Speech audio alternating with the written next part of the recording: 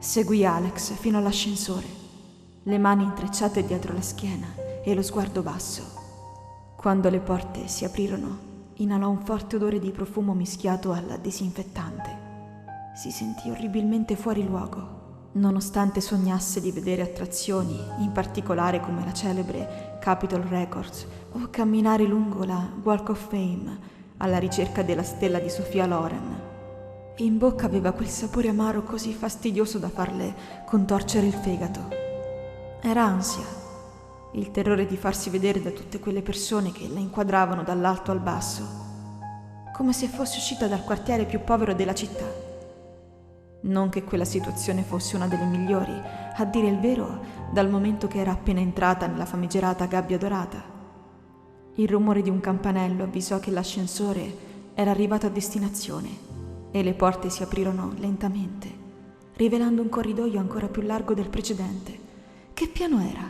Il quinto? Il sesto? Non ne aveva idea.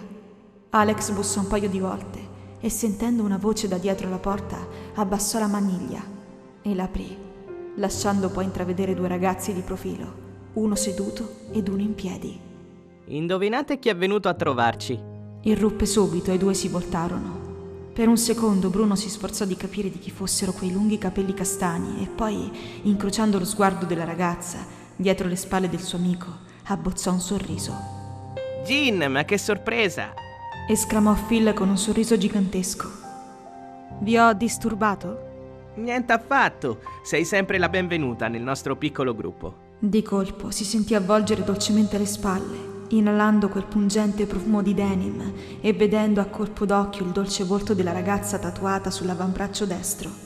Le sfuggì un sorriso. Beh, non saluti il tuo orsetto? La ragazza si girò e ricambiò quel sorriso per poi appoggiare dolcemente le braccia intorno al suo collo, dandogli prima un bacio stampo e sfiorandogli poi la punta del naso con la sua. Come hai fatto a venire qua giù? Sono passato a prenderla dopo i suoi corsi pomeridiani. È stata una mia idea portarla qui e Bruno ha detto subito di sì. Per una volta il signorino Stevenson ha avuto un'idea geniale. Ogni tanto mi meraviglio di me stesso. Abbiamo un altro vanitoso nel gruppo. Non sono ai livelli del tuo ragazzo. Lui rispose con una pernacchia. Gin ridacchiò. So che non c'entra nulla, ma... Phil ruppe subito la quarta parete. Ho una voglia matta di ciambelle. Esci e vai a comprarle.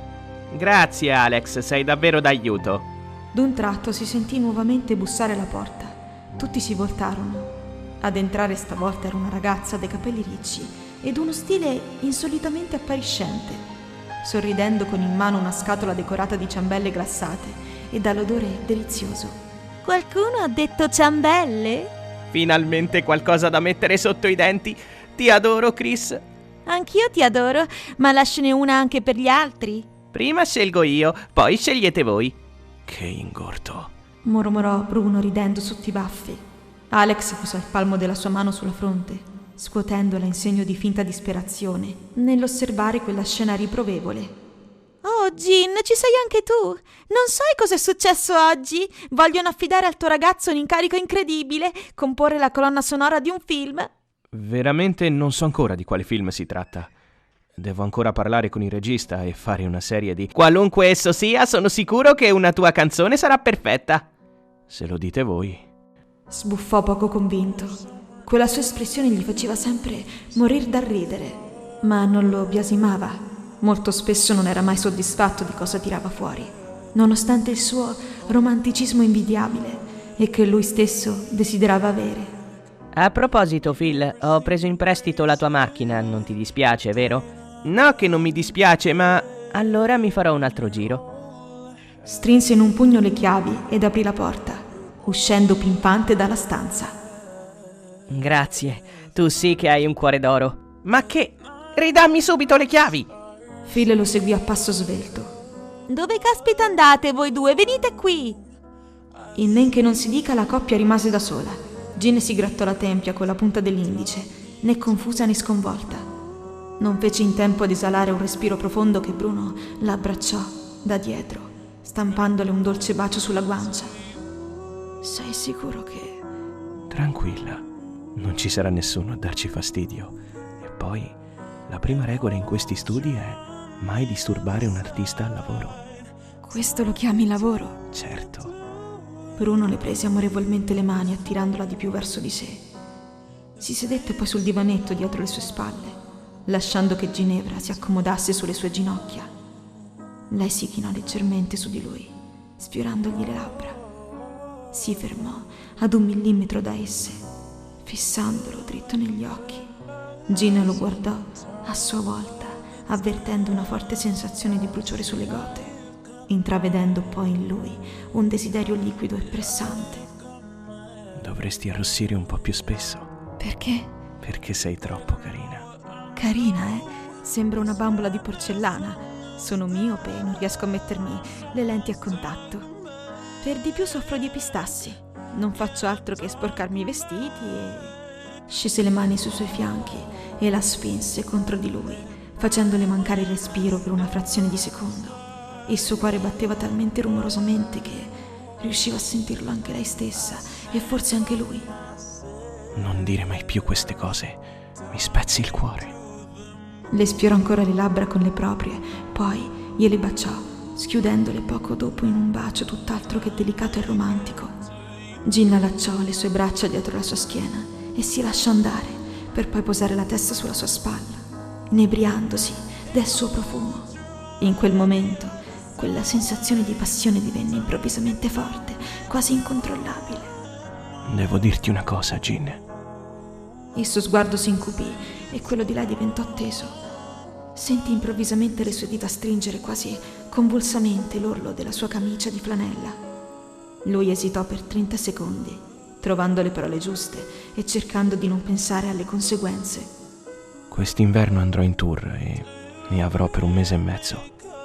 La ragazza aprì di poco la bocca, ma nessun suono volle uscire a causa di quella notizia così improvvisa. So cosa stai per dirmi e...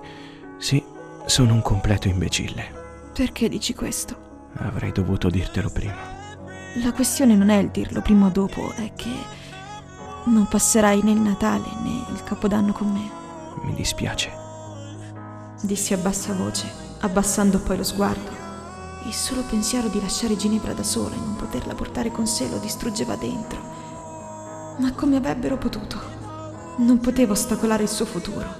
Non sarebbe stato un bel gesto da parte sua e si conosceva abbastanza per non permettersi di fare cose del genere. Non ti senti un po' pressato all'idea di girare per gli Stati Uniti? No, al contrario. Sono felice di aver coronato il mio sogno più grande, anche se questo vorrà dire impegnarsi seriamente. O trascurarmi? Pensi davvero che ti trascurerò? Le domandò piano come se temesse la sua risposta. Forse i tuoi impegni ti terranno lontano e non riuscirai ad avere un po' di tempo libero per me, cioè per noi due. Ricordati una cosa, Gin. Niente e nessuno potrà mai cambiare i miei sentimenti per te.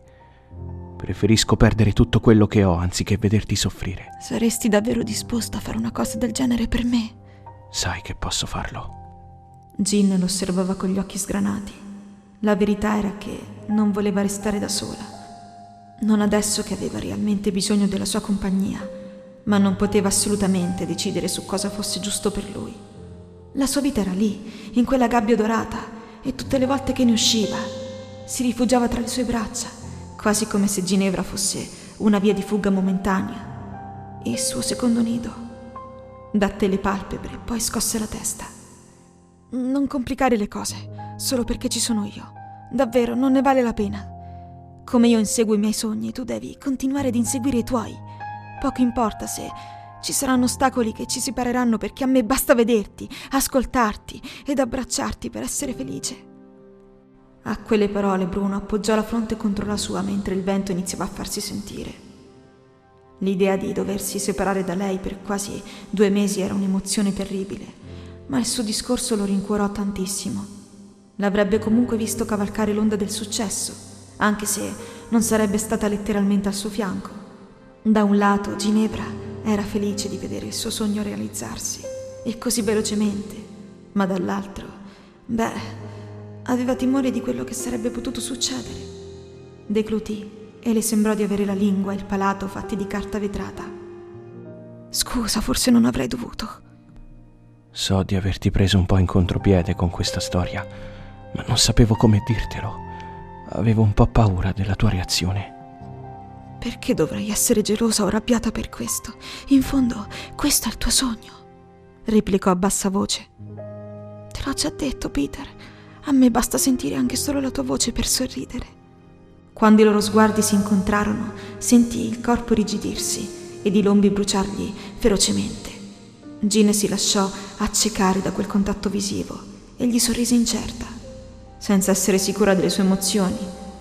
Non sapeva se essere orgogliosa di lui o avere paura che la gabbia dorata lo allontanasse troppo da lei, che quell'amore diventasse il contrario di ciò che era.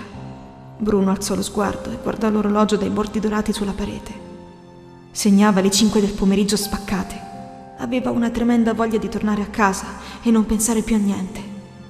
Quasi quasi oggi stacco prima. Non hai nient'altro da fare? Dovrei finire di scrivere un pezzo per una persona, ma posso rimandare a domani. Sorrise stringendola a sé con dolcezza. Il tempo non mi manca. Devi sempre rimandare le cose. Bruno accostò le sue labbra all'orecchio destro di lei e le sussurrò sensualmente. Per le tue coccole, questo ed altro. Jean avvertì una sensazione bruciante attraversarle la colonna vertebrale, quasi come se stesse andando a fuoco. Passò dolcemente la sua piccola mano tra i suoi riccioli, sfiorando con la punta delle dita l'orlo del suo cappello. Erano sul punto di baciarsi quando il campanello dell'ascensore in lontananza li spaventò. Riuscirono a sentirlo per il semplice fatto che Bruno aveva lasciato la porta della stanza aperta. Non ti presterò mai più la macchina, Alex. Sei un pericolo pubblico. Esagerato. Ho solo fatto una scorciatoia e, come vedi, siamo tornati puntuali. Sciolsero quell'abbraccio e si ricomposero mentre si avvicinavano allo stipite della porta.